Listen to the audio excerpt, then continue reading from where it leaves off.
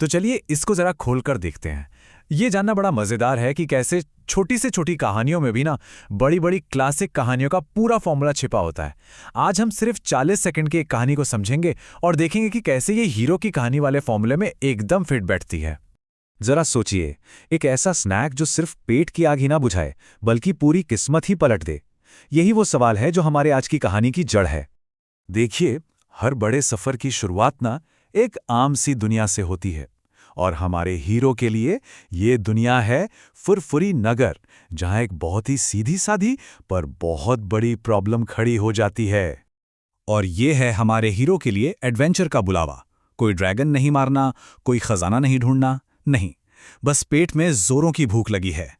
लेकिन यही भूख कुछ ऐसा करने वाली है जिसकी किसी ने कल्पना भी नहीं की होगी। यहाँ पे ना हमें वो जोड़ी दिखती है जो पूरी कहानी की जान है। एक तरफ है मोटू, जो बस अपनी भूख और दिल की सुनता है, और दूसरी तरफ है पतलू, जो दिमाग की आवाज है। और ये जो इनकी क्लासिक नोक-झोंक है ना, यही कहानी को आगे बढ़ाती है। अब कहानी में एंट्री होती है एक रहस्यमयी मदद की। बड़ी बड़ी कहानियों में इसे कोई गुरु या कोई जादुई चीज कहते हैं। खैर, हमारे केस में ये मदद खाने में बहुत टेस्टी है। और ठीक इसी वक्त कहानी एक नया मोड़ लेती है, जब हमारा हीरो अपनी भूख से बेहाल है। एक मिस्टीरियस कैरेक्टर सामने आता है, एक बाबा, जो उसकी प्रॉब्लम का हल लेके आते हैं। और यही वो टर्निंग पॉइंट है जो सब कुछ बदल देगा। तो जाहिर सी बात है, ये कोई ऐसा वैसा समोसा तो है नहीं। ये है एक जादुई समोसा जिसके अंदर है अनलिमिटेड पावर्स। यही वो चाबी है जो हमारे हीरो को जीरो से हीरो बनाएगी। तो अब आते हैं उस मोमेंट पे जहां हमारा हीरो पूरी तरह बदल जाता है। वो अपनी आम दुनिया को छोड़कर सुपर पावर्स की एक नई दुनिया में कदम रखता है। और ये बदलाव देखिए कितनी तेजी से होता है। मतलब पलक झपकते ही एक भूखा प्यासा इंसान एक सुपर हीरो बन जाता है। ये स्लाइड एकदम साफ साफ दिखाती है कि जादू का असर कितना तेज और जबरदस्त है। ये है हमारे हीरो की जर्नी का पीक पॉइंट। उसे नई नई ताकत मिली है और वो उसका पूरा मजा ले रहा है। सब कुछ एकदम बढ़िया लग रहा है ना? पर क्या ये हमेशा ऐसे ही रहेगा? अब देखिए, हर हीरो की कहानी में एक मुश्किल इम्तिहान तो आता ही है। और यहाँ हमारे हीरो की चुनौती कहीं बाहर से नहीं, बल्कि उसकी अपनी ही बेकाबू ताकत और उसके नतीजों से होती है।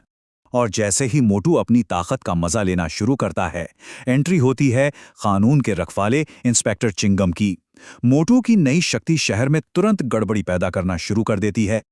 और यहीं से ना टेंशन बढ़नी शुरू हो जाती है। हमें याद दिलाया जाता है कि ये सुपर पावर हमेशा के लिए नहीं है। मतलब कुछ बड़ा, कुछ ड्रामेटिक होने ही वाला है। और फिर बूम, जादू खत्म। जिस तेजी से पावर मिली थी, ठीक उसी तेजी से चली भी गई। ये कहानी का सबसे मजेदार और जरूरी मोड़ है। तो भाई, हर सफर के बाद हीरो घर तो लौटता ही है और उम्मीद की जाती है कि इसने कुछ ना कुछ सीखा होगा। चलो देखते हैं कि हमारे हीरो ने इस पूरे एडवेंचर से क्या सबक लिया। और यहां आता है पतलू, हमेशा की तरह समझदारी वाली बात करते हुए। और वो क्लासिक सवाल पूछता है। ये एक मौका है कि हीरो अपनी गलतियों पर सोचे और कोई गहरी बात समझे। और सुनिए जरा जवाब। मोटू ने जो सबक सीखा वो शायद वो नहीं था जिसकी किसी को उम्मीद होगी। प्रॉब्लम का हल खोजने के बजाय उसने तो प्रॉब्लम को डबल करने का फैसला कर लिया। और यही तो इस कहानी का असली मजा है। तो इस पूरी कहानी को देखने के बाद दो चीजें साफ हो जाती हैं। पहली ये कि बड़ी कहानियों का फॉर्मूला सबसे अनएक्सपेक्टेड जगहों पर भी मिल सकता है। और दूसरी ये कि एक ऐसा हीरो जो गलतियां करता है और गलत सबक सीखता है, अक्सर सबसे ज्यादा एंटरटेन करता है। और आखिर में ये सवाल हमें सोचने पर मजबूर कर देता है। मोटू का लॉजिक सुनने में तो फनी लगता है, पर क्या हम भी अपनी जिंदगी में कभी कभी ऐसा ही नहीं करते?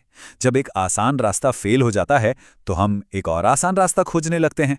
इसी सोच के साथ आज की ये बातचीत यहीं खत्म होती है।